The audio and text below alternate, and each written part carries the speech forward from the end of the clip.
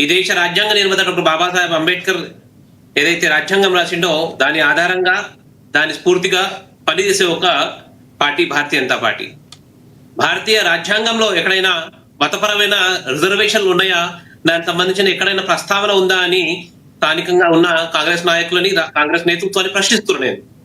కాబట్టి మతం ఆధారంగా అంబేద్కర్ రాసిన రాజ్యాంగాన్ని అవమానించుకుంటా దాని భిన్నంగా, దాని స్ఫూర్తికి భిన్నంగా ఏదైతే వీళ్ళు రిజర్వేషన్ తీసుకొచ్చారో ఇది కాంగ్రెస్ కి శరామావులే. డాక్టర్ బాబాసాహెబ్ అంబేద్కర్ రాసిన రాజ్యాంగాన్ని పక్కన పెట్టి వాళ్ళ సొంత అజెండా బేస్డ్ ముస్లిం బుజ్జగింపు చర్యలో భాగంగా వాళ్ళ సొంత రాజ్యాంగాన్ని నడిపించే ఒక పద్ధతి కాంగ్రెస్ పార్టీకి ఉంది.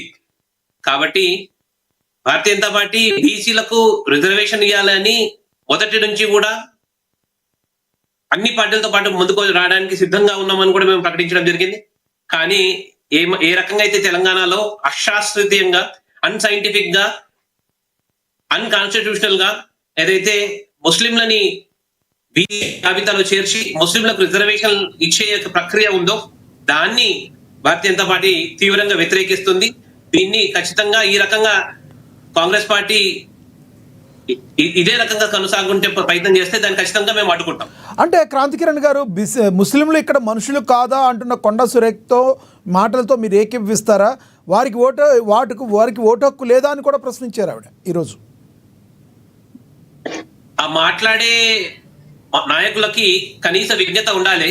ఈ దేశంలో అంబేద్కర్ 1940-50లో రాజ్యాంగాన్ని లోకార్పణ చేసినప్పుడు మైనారిటీలకు కూడా ఒక ప్రత్యేకమైన రిజర్వేషన్ ఇవ్వడం జరిగింది. దాని ఆధారంగా మైనారిటీ సోదరులందరూ కూడా ఆ రిజర్వేషన్ జాబితాలో, ఆ సెక్షన్ లో వాళ్ళు ఆ రిజర్వేషన్ ఎంజాయ్ చేస్తున్నారు. ప్రత్యేకించి వారికి రిజర్వేషన్ వేరే ఏ రాష్ట్రంలో కూడా మతం ఆధారంగా రిజర్వేషన్ లేవు. ఏ నాయకులైతే రాజ్యాంగ ఆధారంగా గెలిచినారో వాళ్ళు ఫస్ట్ రాజ్యాంగ స్ఫూర్తిని, రాజ్యాంగాన్ని ఫస్ట్ చదివి ప్రజాక్షేత్రంలో మాట్లాడితే బాగుంటుందని మా అభిప్రాయం. ఇంకా ఇంకో మాట కూడా అన్నారు, రాష్ట్రపతి ఒక ఎస్టీ మహిళ వితంతువు కాబట్టి ఆమెను పార్లమెంట్ ప్రారంభోత్సవానికి కూడా మోడీ పిలవలేదని సంచలన కమెంట్స్ చేశారు ఆవిడ.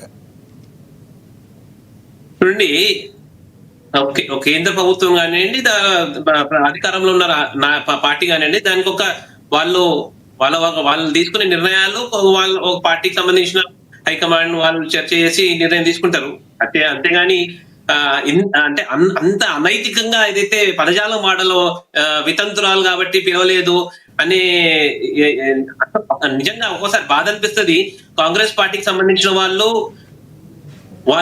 వాళ్ళ అజెండాని ముందుకు పెట్టడానికి ఎంత దుర్మార్గమైన పదజాలాలు వాడుతుంటారు. దేశం పట్ల, దేశ ప్రధాని పట్ల వాదని ఎవరైనా సరే, కాంగ్రెస్ నాయకులు కానీ ఏ పార్టీ నాయకులైనా సరే కానీ ఏదైనా రాజకీయ క్షేత్రంలో ఏదైనా నేపథ్యం నుంచి మాట్లాడే క్రమంలో పదజాలాన్ని సరైన పద్ధతిలో వాడాలి, ప్రజలు ఆమోదించే పదజాలం వాడాలి.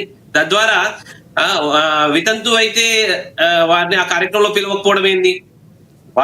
అధికారంలో ఉన్న పార్టీ వాళ్ళు నిర్ణయాలు తీసుకుంటారు, దాని ఆధారంగా దాని కార్యక్రమాన్ని ముందుకు తీసుకుపోయారు. అంతేగాని ఈ రకమైన తప్పుడు ప్రచారం చేసి భారతీయ జనతా పార్టీని దుష్ప్రచారం చేయాలి. ప్రజల ఆదరణ ఏ రకంగా అయితే భారతీయ జనతా పార్టీ నరేంద్ర మోడీ గారి నేతృత్వంలో ఈ దేశంలో సర్వాంగీణ వికాసం జరుగుతున్నది. అన్ని కులాల వాళ్ళు కూడా డాక్టర్ నరేంద్ర మోడీ గారి నేతృత్వంలో సంక్షేమ పథకాలు పొందుకున్నారు. అందరూ కూడా నరేంద్ర మోదీ గారి నేతృత్వాన్ని స్వాగతిస్తున్నారు. అటువంటి నేపథ్యము యావత్తు భారతదేశం నిర్మాణమైంది. ఆ సందర్భంలో ఏదైతే భారతీయ జనతా పార్టీకి తెలంగాణలో ఏదైతే ఆదరణ పెరుగుతున్నది కదా, దాన్ని ఓర్వలేక దాన్ని ఎక్కడో ఒక చోట గడ్డిగొట్టాలనే ప్రయత్నంలో భాగంగా ఈ రకంగా కాంగ్రెస్ పార్టీ ఒక ప్యాకేజ్ లాగా తయారై అందరూ నాయకులు మాట్లాడుతున్నారు. రైట్, క్రాంతికిరణ్ గారు, మరి కాసేపట్లో మీ దగ్గరికి వస్తాం. మనతోటి బీఆర్ఎస్ రాష్ట్ర అధికార ప్రతినిధి విజయార్య క్షత్రియ గారు జాయిన్ అయ్యారు, ఆయనతో మాట్లాడదాం. విజయార్య గారు నమస్తే సార్. నమస్తే అండి విజయార్య గారు. ఈరోజు yes sir, good evening sir. ఏదైతే ఢిల్లీ జంతర్ మంతర్ వద్ద ఈ రోజున కాంగ్రెస్ పార్టీ తలపెట్టిన బీసీ రిజర్వేషన్ల గురించి ధర్నా మహా సక్సెస్ అయిందిగా చెప్తున్నారు. అయితే ఈ రోజున సీఎం రేవంత్ రెడ్డిని